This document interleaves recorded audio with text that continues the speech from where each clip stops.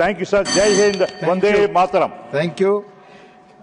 माननीय श्रीमती प्रियंका चतुर्वेदी। सर, वंदे मातरम के 150 साल पूरे होने पे मुझे इस चर्चा में भाग लेने का सौभाग्य प्राप्त हो रहा है, उसकी मुझे बेहद ही खुशी है।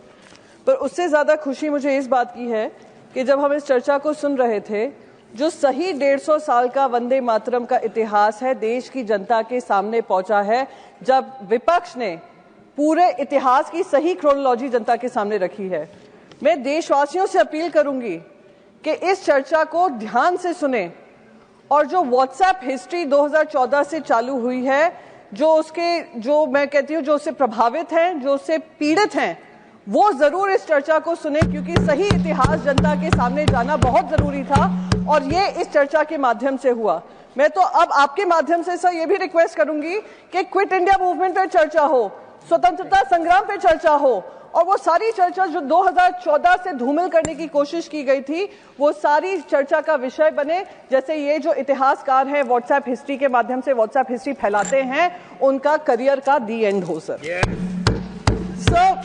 और मैं हैरान थी जब कहा कि भारतीय जनता पार्टी वंदे मातरम की चर्चा करना चाह रही है। ये वही भारतीय जनता पार्टी, वही सरकार है जिन्होंने ये सेशन शुरू होने से पहले वो नोटिफिकेशन जारी किया था कि यहाँ के कोई भी सांसद वंदे मातरम और जय हिंद वाला नारा नहीं लगा सकते हैं।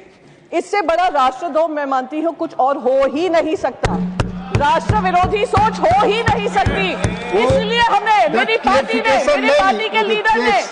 पार्टी के लीडरशिप ने चेयरमैन को लिखा था कि ये नोटिफिकेशन इमीडिएटली विड्रॉ हो। वो और नया नोटिफिकेशन नहीं था, पुराने नोटिफिकेशन जो भी नोटिफिकेशन था फिर से जारी किया गया है सर प्लीज।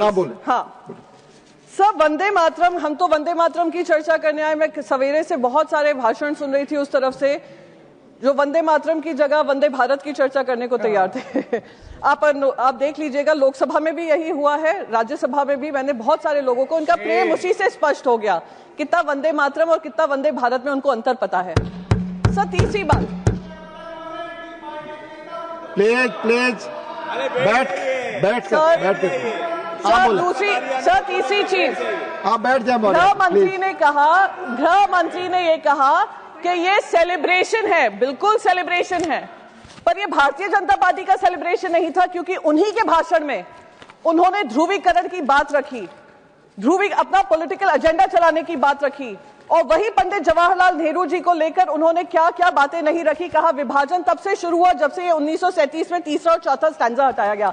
सर जब ये स्टैंजा हटाया गया था, जब हमारे देश के जवान बॉर्डर पे लड़ते हैं, हमारे तुकाराम ओमले जी आतंकवादी को पकड़ते पकड़ते वंदे मातरम कहकर अपनी जान देते हैं, बलिदान देते हैं। वो ये नहीं पूछते हैं तीसरा और चौथा स्टैंजा कहाँ है, वो इससे प्रेरित होते हैं कि वंदे मातरम के लिए वो सेवा कर रहे हैं, वंदे मातरम के लिए बलिदान कर रहे हैं। सर लास्ट मिनट सर, एक ही 30 सेकेंड लूंगी सर।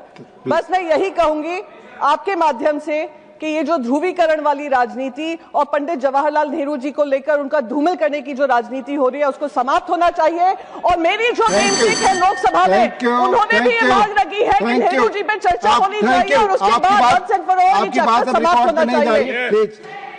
ऑनरेबल मेंबर्स, माननीय प्रियंका जी ने एक चीज कही, उसके संदर्भ में मैं आपको स्पष्ट करना चाहता हूं। Honourable members, before each session of Rajya Sabha we reiterate the parliamentary customs and conventions which are mentioned in the publication handbook for members for information. The para regarding the same was issued in the parliamentary bulletin part 2 on earlier occasions also. This from part of etiquettes to be observed. बोलने से मना नहीं किया था। आप भाषण में उन नारों को कोट न करें, भाषण होने दें इसके बारे। Please take your seat. Please, nothing is going on record. These form part of etiquettes to be observed in the House and impress upon the members to desist from interrupting the speech of another member by shouting slogans. There is no intention to stop any member from singing Vande Mataram to use a phrase as a part of his or her speech. आजादी बाद माननीय speaker की भाषण के दौरान जो लोग ये चीजें करते थे, टिकट्स का पालन नहीं करते थे, उस संदर्भ में ये चीज कही गई थी। That was mentioned. प्लीज, माननीय श्री दिनेश शर्मा।